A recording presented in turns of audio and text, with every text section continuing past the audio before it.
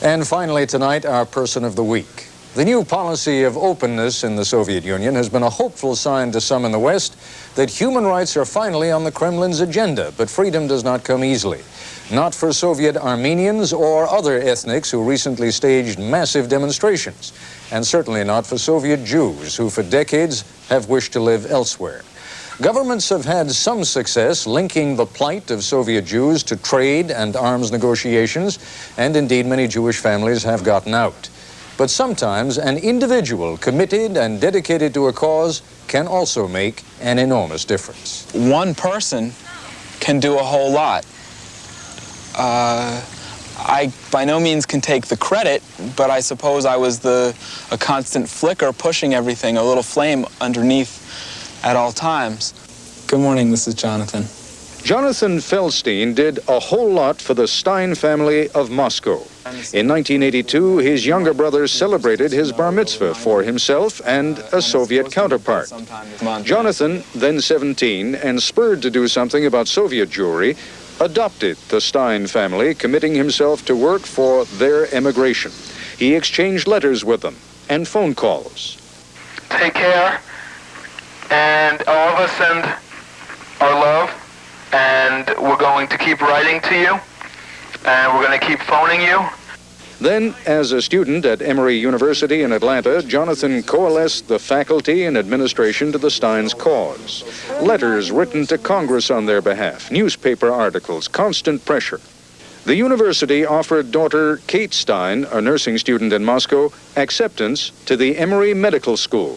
It never occurred to me that we could take a student, adopt a student, admit her to Emory, and stick with her as our student in Russia.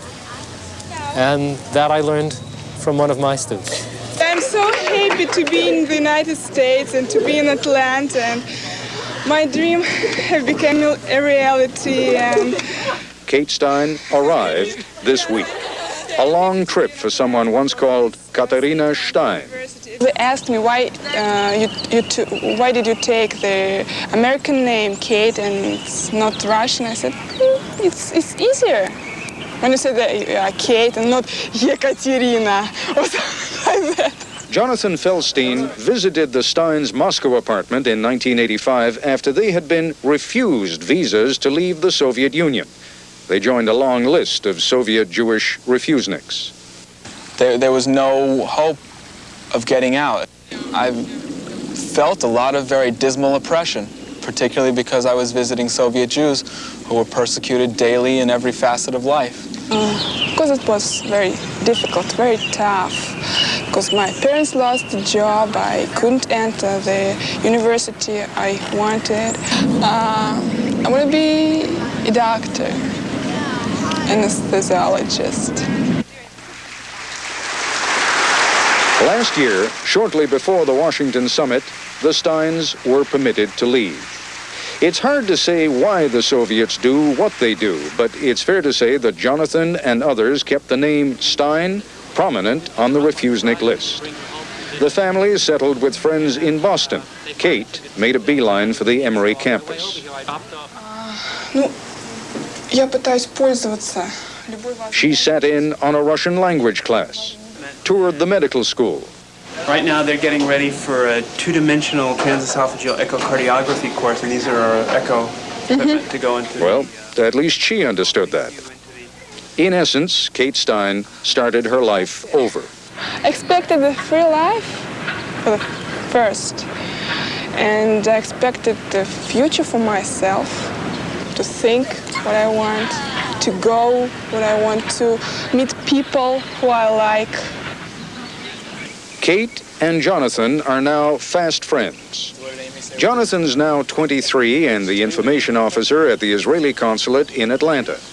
His fight for Soviet Jews has brought him gratification and continued commitment. It's probably the best thing I've done in my life. It is the best thing I've done in my life. To be directly or indirectly responsible for helping a family achieve freedom. And so we choose Jonathan Feldstein. He described himself as a flame, an irritant pushing everybody into action. He saw an injustice, and instead of wringing his hands, he did something about it, and it worked. That's our report on World News Tonight. I'm Ted Koppel. I'll see you later on Nightline. Have a good evening and a good weekend.